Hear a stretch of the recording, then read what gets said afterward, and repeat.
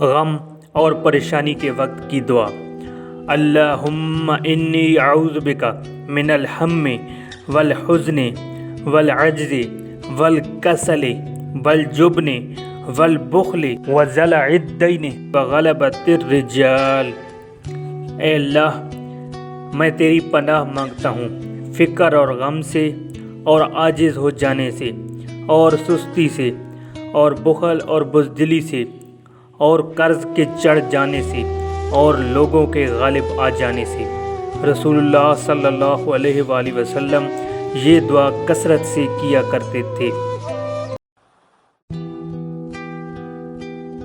بے قراری کے وقت کی دعا۔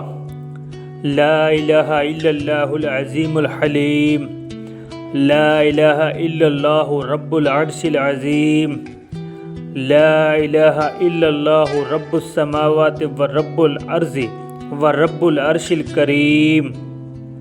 اللہ کے علاوہ کوئی عبادت کے لائق نہیں جو عظمت والا بردبار ہے۔ اللہ کے علاوہ کوئی عبادت کے لائق نہیں جو عرش عظیم کا رب ہے۔